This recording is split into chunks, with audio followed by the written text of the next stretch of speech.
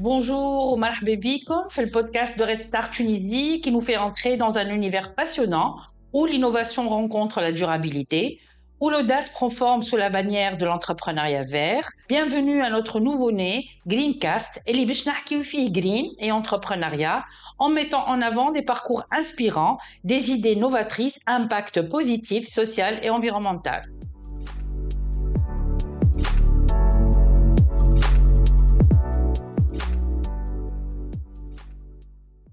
Le premier épisode de Greencast est lancé en cette journée spéciale du 13 août. Habina, on célèbre la force, la résilience et les réalisations des femmes entrepreneurs en Tunisie. Bichendeo avec une série de podcasts de nos entrepreneurs, les ont accompagnés dans le cadre du programme Women Go Green, qu'on met en place avec l'appui de la CDC, de l'AFD et d'Expertise France. Mesdames et messieurs, chers auditeurs, l'entrepreneuriat vert, ce n'est pas simplement un concept à la mode. C'est un mouvement, normalement, il prend racine dans des esprits innovants et visionnaires qui voient au-delà des profits immédiats de l'entreprise et qui embrasse une vision large pour notre planète, pour nos générations futures. Kif nahki à l'entrepreneuriat vert, on fait référence à la création aux gestions des entreprises et qui normalement doivent intégrer des pratiques commerciales durables et respectueuses de l'environnement. Les entreprises Edouma, ils sont actifs et essaient de réduire leur impact écologique tout en contribuant à la résolution des problèmes environnementaux, comme les changements climatiques. Comme تعرفوا, les changements climatiques aujourd'hui, قاعدين نعيشوا فيهم نشوفوا فيهم بالعين المجردة. Aujourd'hui, ils sont là, on est en train de les voir. Et les projets verts sont censés apporter des solutions pour vraiment résoudre des problèmes écologiques et j'ajouterais aussi sociaux ou socio-écologiques et vraiment ils contribuent au développement durable.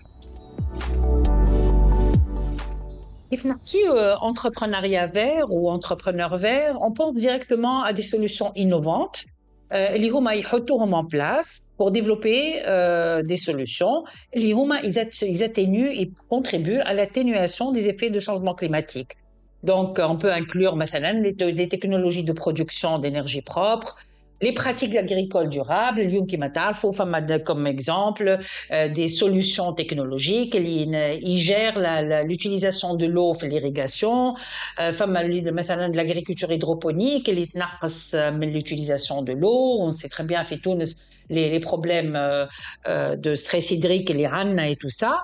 Et on a aussi l'exemple de l'économie circulaire elle favorise le fait de minimiser les déchets en les réutilisant, c'est-à-dire que les déchets نستعملوهم comme intrants, on les recycle pour les utiliser comme intrants, fabriquer d'autres produits. Et ça, on le voit très souvent aujourd'hui, il y a beaucoup d'innovations dans ce sens.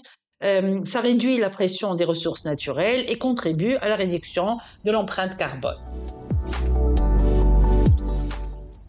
نحب نذكر les secteurs اللي هما concernés بالéconomie verte اللي هما assez nombreux quand même, c'est assez large comme secteur et sous-secteur. نجمو نحكيو على les énergies renouvelables كيما l'énergie solaire, l'éolienne, l'hydroélectrique, la géothermique et la biomasse. نجمو نحكيو aussi على l'efficacité énergétique اللي هو tout ce qui est technologie et pratique qui réduisent la consommation d'énergie, tels que les isolations de bâtiments, l'éclairage, l'aide, les systèmes de gestion et d'énergie, les transports durables, le covoiturage, il est compté parmi les transports durables, les infrastructures pour vélos, les infrastructures pour piétons aussi, les secteurs de la gestion des déchets et recyclage, qui est énorme, tout ce qui est traitement de recyclage efficace des déchets pour minimiser l'impact environnemental. Il y a aussi l'agriculture durable aussi, c'est un vaste secteur très intéressant où on peut travailler sur la technologie, sur l'agroécologie, sur la gestion durable des sols, etc. Il y a la conservation de la biodiversité, il y a l'eau et l'assainissement, et aujourd'hui, encore une fois, je rappelle le problème de stress hydrique que vit la Tunisie et l'importance de travailler sur l'eau et l'assainissement. Les constructions durables en utilisant des matériaux durables et efficaces sur le plan énergétique, les technologies propres, et là on parle des technologies innovantes qui vise à réduire l'impact environnemental dans les domaines qui mêlent les capteurs environnementaux, les systèmes de surveillance de la qualité de l'air, etc. Il y a aussi le tourisme durable. On voit émerger aujourd'hui de très beaux projets dans l'économie, le tourisme durable, qui minimise l'impact sur l'écosystème locaux et bénéficie aux communautés locales. C'est de beaux projets qui vont vraiment ils peuvent avoir un impact très positif dans les régions et dans les communautés locales. Les finances durables et les technologies de gestion de l'environnement, comme les solutions de surveillance de la qualité de l'air, de la gestion de l'eau et de la détection des polluants. Donc, c'est un monde vaste, énorme, où il y a des opportunités très intéressantes à exploiter. Et ce qui nous pousse vraiment à faire ce podcast, c'est d'encourager de plus en plus d'entrepreneurs d'aller vers ces secteurs et ces sous-secteurs.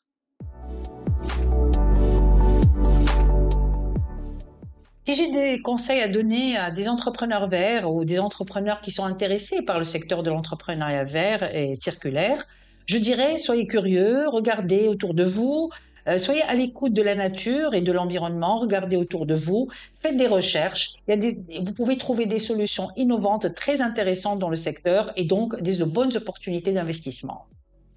Chers auditeurs, à travers Greencast, je vous invite à nous rejoindre dans ce voyage stimulant pour découvrir comment des femmes entrepreneurs audacieuses au départ, parce qu'après on va inviter aussi des hommes à nous parler de leurs projets verts, qui repensent leur modèle traditionnel des affaires, ils intègrent la durabilité au cœur de leur mission et ils inspirent d'autres à rejoindre cette révolution verte. Merci à nos invités, merci à nos auditeurs. Restez à l'écoute des prochains épisodes de Greencast le 25 de chaque mois pour parler opportunités et entrepreneuriat vert.